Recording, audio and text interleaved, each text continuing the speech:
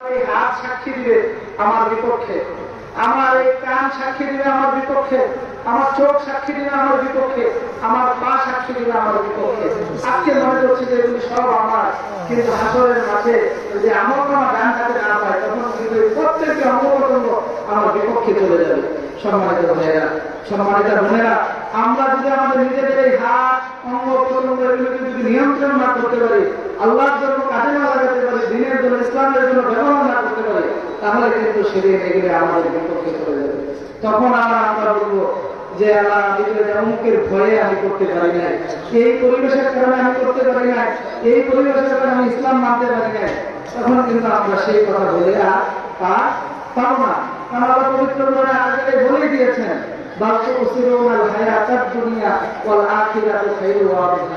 তোমরা কি দুনিয়ার জীবনকে পরকালের জীবনের চেয়ে বেশি প্রাধান্য দিবে? কিন্তু আজকে তো আমরা পরকালের জীবনের চেয়ে দুনিয়ার জীবনকে বেশি প্রাধান্য দিয়ে ফেলেছি। এজন্য আমাদেরকে পরকালীন জীবনকে বেশি প্রাধান্য দিতে হবে। সেজন্য আমাকে কাজ করতে হবে, অনন্তকাল আমাদেরকে থাকতে হবে সেখানে। তাদের কাছে বিনীত নিবেদন রাখছি,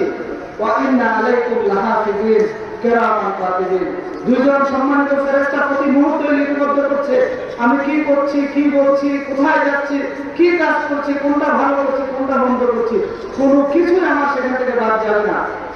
যেহেতু বাদ যাবে না, যেহেতু বাদ যাওয়ার সুযোগ নেই, ফেরেশতাদের দ্বারা লিপিবদ্ধ করা হচ্ছে, তাই আমি আপনাদের উদাত্ত আহ্বান জানাই, আমরা সবাই জান্নাতে যেতে চাই। জান্নাতে যাওয়ার জন্য সবাই আমরা পাগল করা।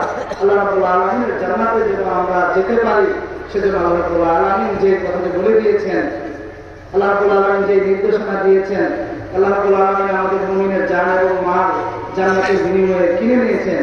ইন্নাল্লাহা আশতারা মিনাল মুমিনিনা আনফুসাহুম ওয়া আমওয়ালাহুম বিআন্না লাহুমুল জান্নাহ। আমরা যেন আল্লাহ রাব্বুল আলামিনের জান্নাতে যেতে পারি, সেই উপযোগী মানুষ হতে পারি।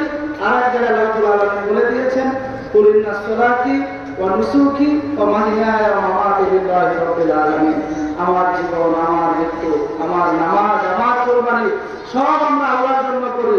যেহেতু সব আল্লাহর জন্যই আমাকে করতে হয়, তাহলে আমার ব্যক্তি জীবন, পারিবারিক জীবন, সামাজিক জীবন, রাষ্ট্রীয় জীবন, সকল জায়গায় যেন আমরা ইসলাম প্র্যাকটিস করতে পারি, সকল জায়গায় যেন আমরা আমাদের নিজেদেরকে ঠিক রাখতে পারি।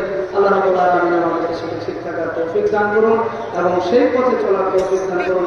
অত্র মাদ্রাসার যে আয়োজন হয়েছে আল্লাহ রাব্বুল আলামিন এই আয়োজনকে কবুল করুন। কাটাকাটাবাসীকে আল্লাহ রাব্বুল আলামিন কবুল করুন। আল্লাহ রহমত দিয়ে আল্লাহ রাব্বুল আলামিন যেন আবৃত্ত করে রাখেন এবং আমাদের সবাইকে মাফ করে দেন।